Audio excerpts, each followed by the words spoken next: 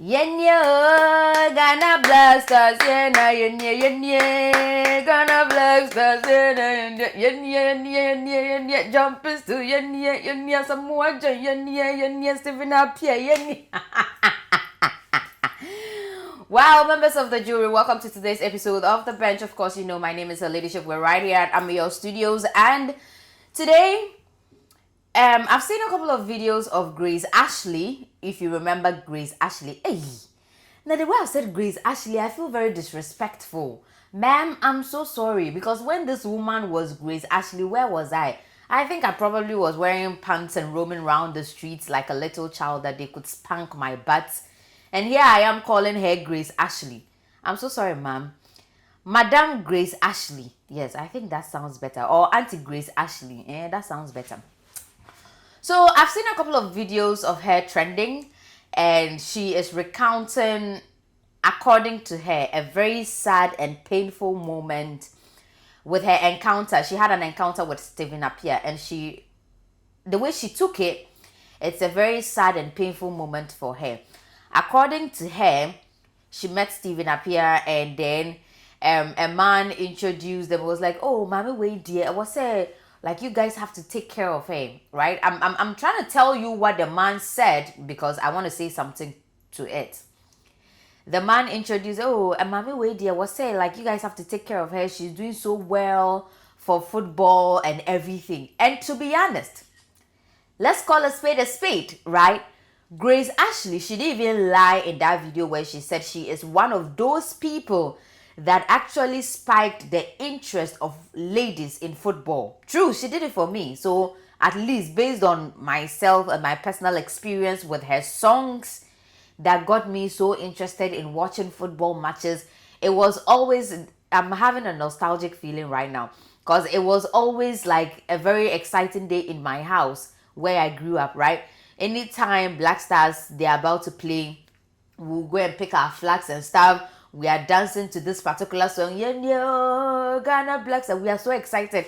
Almost go pet na Yenyo Ghana. So it really actually brought our interest, especially from the females. It brought our interest to football and to follow it and all that, and even increased the support for Black Stars.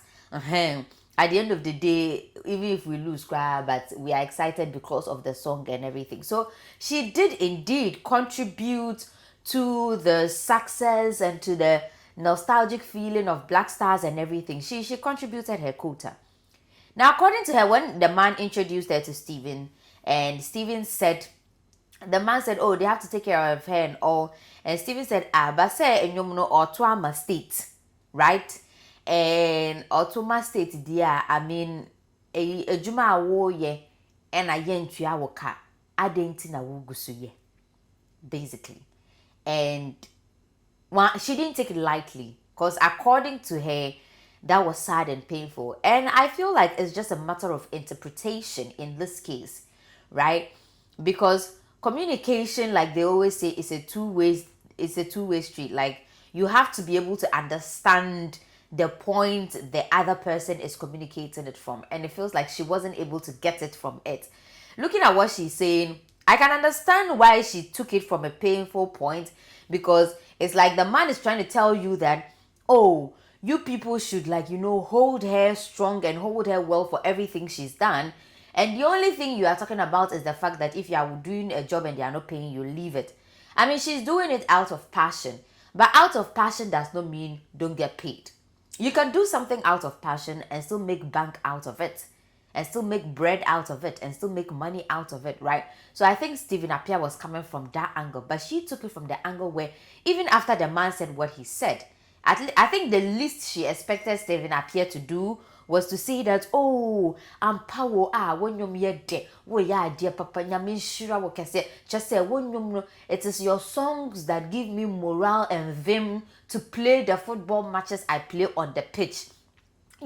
She expected some sort of praise, at least with your mouth, even if you not give her cash or something. I don't think she should be expecting Stephen Appiah to give her cash, because, I mean, the footballers, are they not playing for the state? They are playing for the state.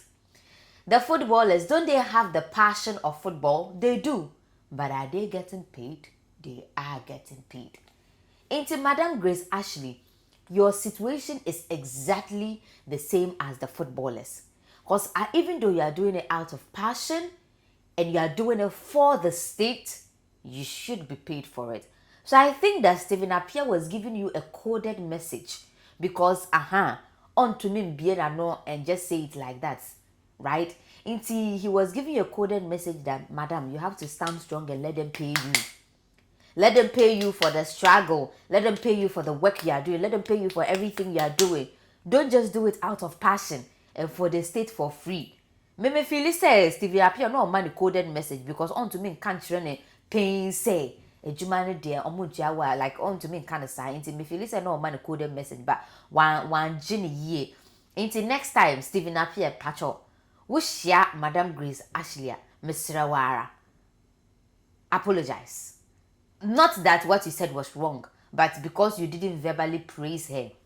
At least you should have started from there to say that, well done. When you're dead, why you are dear? Thank you for doing such a great service for the state and stuff. What kind of sound we are? Then you can now proceed to telling her that, but I think you should get paid for the job you are doing because you are doing well. Why wouldn't you get paid? I feel like in that way she would have taken it more lightly. And what's he saying? Hey.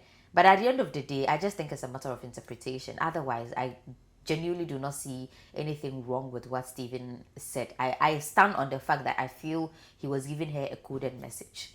Anyways, moving on to my next story. So, I've seen a story out on the internet a couple of weeks back, if not a month ago. Unfortunately, we lost the Black Star. Yeah, Black Star, Kwadwo Safo Senior, popularly known as Kantanka, and his automobile popularly known as Black Star. Yeah, so we lost him unfortunately, and we all know that he has a son. He's more out there, and a daughter, Ajua Safo, the parliamentarian who left her job and went to Aburuchiri to do whatever she wanted to do. Anyways, that is not the point of the situation. That is not the point of the conversation, right? So there is a message out there saying that Kwadwo Safo Jr. should not be dealt with directly when it comes to the funeral arrangements and funeral rites of his dad. Anyone that deals with him directly deals with him at his or her own risk. And I do not know if that is exactly what the family members said, but it comes out strong. It comes out like they are cutting ties with him. It comes out like why BB and yempese yenenobeye juma bium and now he's no more a family member or something like that.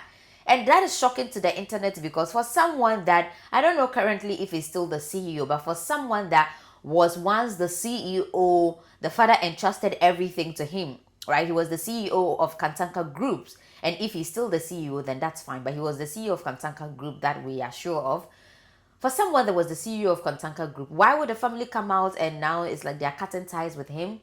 And they are saying that if you're dealing with him with the funeral rite and everything, you're dealing with him at your own risk.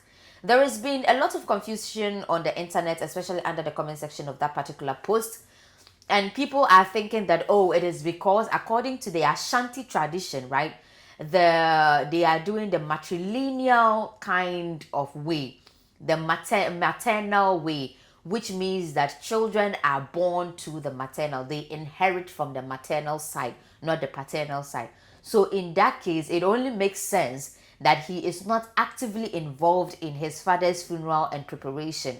But I do not know so much about the Ashanti tradition, but that is some way, because as the only son of the man, as the only son of, that is what we know out there in the public, as the only son of the man, it feels some way for him not to be actively involved in his father's burial, in his father's funeral and his father's funeral rites and stuff. So who would be involved? Ajua Safo. Well, the communique was not clear who would be involved. They just said that make sure you are reaching out and dealing directly with the recognized family members, not the son. Other people are also of the view that that Ashanti tradition was a tradition of the old, right? it was the tradition of the old, and someone actually explained that was because they couldn't determine the paternity of the child, but obviously the mother gave birth to the child, so definitely the child came from the mother, but they couldn't determine the paternity of the child, so that is why the Ashantis took after the matrilineal side. So just in case say woman me wakofa baby and ebia your father is not truly your father, you cannot go and be inheriting things from where you are not supposed to inherit into what they are inherited from your mother's side. So you get a deal. Yes. So some people are saying, but that is a tradition of old, because I mean, if that was the reason, now we are in an age where we can easily determine paternity test and stuff. So that tradition doesn't work effectively anymore. So they cannot say it's because of that. And I also doubt it is because the boy has done anything so gruesome to the fact that, to the extent that even his own father's funeral, he shouldn't be part of it. So I think the family probably have to come out very well with a communique and let's know, is there something happening? Are they cutting some sort of ties with him so that we know who to begin to channel our grievances and our issues to? Thank you so much. You're welcome. Kwasi gidi gidi gidi gidi. Now, so just for number side too. I'm share machine. Share. So you say ajemono. Na ajemono na o share. Well, over 10 times. Ever tomo 10 times. Na say. There are some videos when you see on the internet, it clearly tells you what is happening under G. You see, we've been fighting Galamsey for a very long time now. And there is this video I'm seeing that this young guy, he's videoing another young guy who is trying to own a generator or so. And according to him, most saying it 10 times, you better on it 10 times. Which means that the soldiers comes to destroy their stuff so that they will not be able to do the illegal mining. But anytime the soldiers destroy their stuff, they buy more stuff. Now today I have only one question. I'll ask a question and I'll leave. It doesn't matter. I won't discuss it further because I'm tired of talking about Galamsey. My question is, these boys, do you guys think that they can afford to buy these machines 10 times? Do you guys think that they have enough money to afford buying these machines 10 times when they are destroyed 10 times?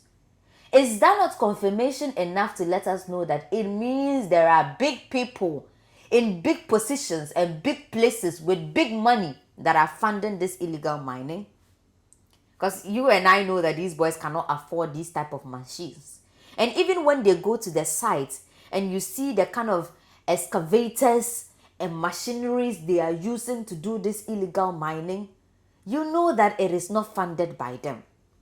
It's because where are they going to get that money from? You definitely know that it's not funded by them. So which means some decision maker somewhere that has some power and some money somewhere is funding the illegal mining. And you know, crack say, fight now, yeah, fighting. It's useless. It's useless. It's useless because we are fighting and crying the cry to the people that are actually actively involved in the illegal mining. Allegedly. I rest my case. So members of the jury, thank you so much for joining our episode of The Bench today. And it's been wonderful. I hope you guys are having a wonderful day. My name is Leadership and this is Ameyaw Studio. So catch you next time when I bring you more updates. Until then, remember that court is adjourned. Bye for now.